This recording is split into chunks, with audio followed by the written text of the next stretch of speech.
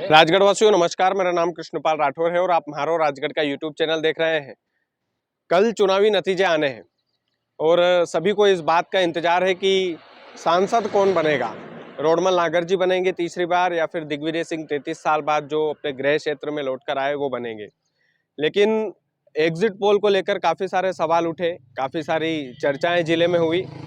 लेकिन जो भी एग्जिट पोल रहा, दोनों का एनालिसिस करके मेरा अनुभव जो था मैंने वो बताया। आज के इस स्पेशल वीडियो में मैं आपको विधानसभा वार बताने वाला हूं कि राजगढ़ में अगर सांसद रोडमल नागर जीतते हैं तो वो कौन सी विधानसभा से जो है लीड लेंगे, और दिग्विजय सिंह जीतते हैं तो वो कौन सी विधानसभा होगी जो दिग्विजय सिंह को लीड देगी। तो दोनों का एनालिसिस बराबर तरीके से मैंने इस स्पेशल वीडियो में आपके लिए बनाया है, तो इस वीडियो को छोड़कर मत जाइएगा। सबसे पहले राघोगढ़ से ही शुरू करते हैं। मुझे लगता है कि राघोगढ़ दिग्विजय सिंह का इलाका माना जाता है और हम सभी जानते हैं कि दिग्विजय सिंह ने राजनीति की शुरुआत राघोगढ़ से ही की थी, तो राघोगढ़ से दिग्विजय सिंह को लीड लेना चाहिए। वहाँ से मुझे लगता है कि राघोगढ़ से दिग्विजय सिंह लीड लेंगे। साथ ही में चाचौड़ा से भले ही इस बार उलटफेर हुआ है, कांग्रेस के पक्ष में विधानसभा चुनाव में वोट नहीं डले, लेकिन चाचौड़ा से भी मुझे लगता है कि दिग्विजय सिंह लीड लेंगे। ये दोनों विधानसभाओं से सॉलिड लीड लेकर दिग्विजय सिंह आने वाले हैं, ऐसा मेरा अनुभव है। बाकी सुसनेर भी मुझे कांग्रेस के पक्ष में इस बार दिखाई दे रही है। ये तीनों विधानसभाएं कांग्रेस के पक्ष में सुसनेर का इसलिए बोल रहा हूं मैं क्योंकि वहां पर क्षेत्रीय लेवल पर सांसद रोडमल नागर जी के खिलाफ बहुत चीज़ें थी, लोगों में नाराजगी थी, और वही कारण हो सकता है कि सुसनेर से भी दिग्विजय सिंह लीड लें इस बार। सारंगपुर बीजेपी का गढ़ माना जाता है, लेकिन मुझे लगता है कि सारंगपुर में गौतम टेटवाल मंत्री बने, और सारंगपुर से भाजपा हमेशा जीतती आ रही है, विधानसभा चुनाव से ज़्यादातर बीजेपी का गढ़ सारंगपुर रही। लेकिन चूंकि दिग्विजय सिंह चुनाव लड़े तो जो SC ST वोटर है वो दिग्विजय सिंह के पक्ष में इस बार दिखाई दे रहे थे। राजपूत समाज ज़्यादातर वहाँ पर दिग्विजय सिंह का सपोर्ट उन्होंने किया।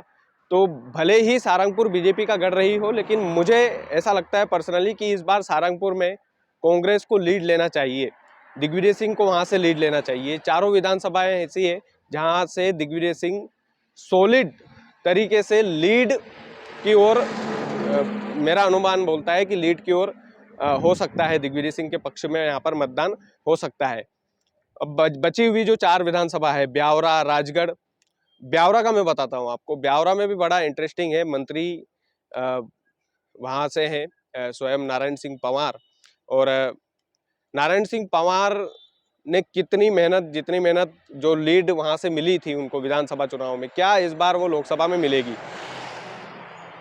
ब्यावरा की अगर मैं बात करूं तो पुरुषोत्तम दांगी वहां से चुनाव लड़े, और कहीं ना कहीं रामचंद्र दांगी और इन दोनों के बीच में एंटी इनकम्बेंसी विधानसभा चुनाव में हुई थी, लेकिन इस बार ब्यावरा में एंटी इनकम्बेंसी नहीं थी।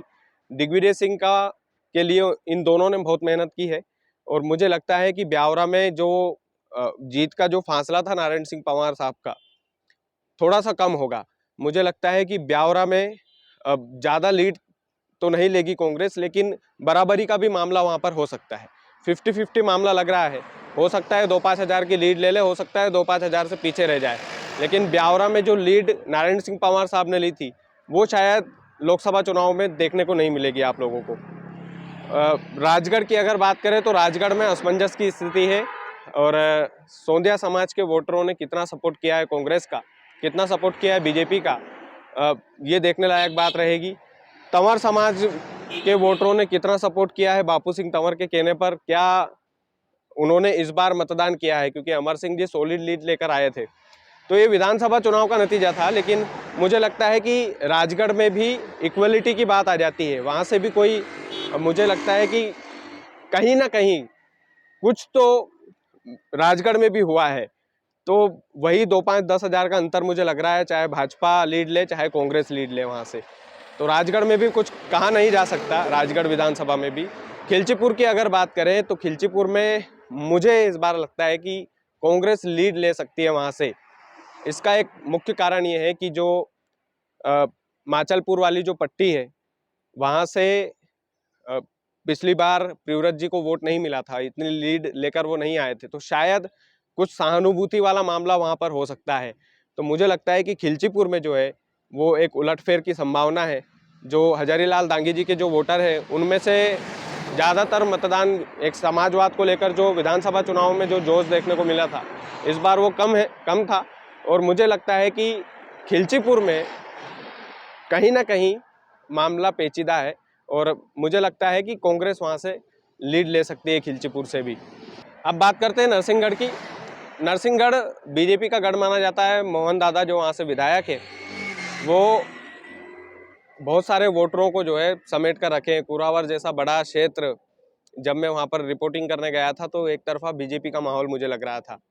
तो नरसिंहगढ़ एकमात्र ऐसी विधानसभा मुझे लगी कि जहाँ से एक बड़ी लीड जो है वो भाजपा लेगी और भारतीय जनता पार्टी के पक्ष में नरसिंहगढ़ के वोटरों ने वोट किया है। तो नरसिंहगढ़ को लेकर मुझे कहीं ना कहीं संदेह की स्थिति है, लेकिन संदेह की स्थिति तो क्या है, यहाँ से भाजपा लीड सॉलिड तरीके से लेगी।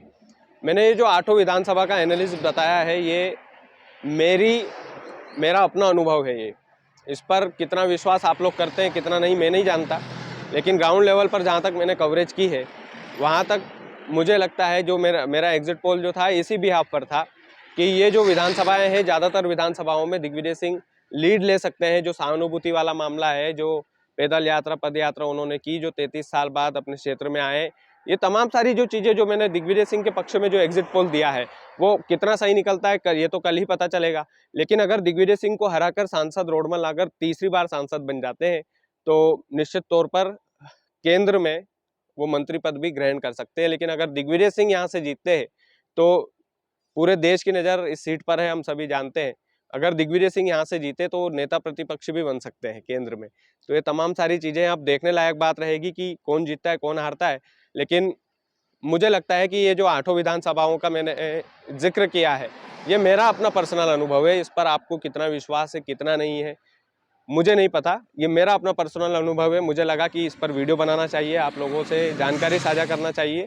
बाकी अभी मैं बाहर हूँ, तो राजगढ़ में नहीं हूँ, बाबा केदारनाथ की यात्रा पर हूँ, तो यहाँ भी बहुत मज़ा आ रहा है। बाकी आप वीडियो को ज़्यादा से ज़्यादा शेयर कीजिएगा। चैनल यदि आपने सब्सक्राइब नहीं किया तो प्लीज़ कर लीजिएगा। बहुत बहुत धन्यवाद।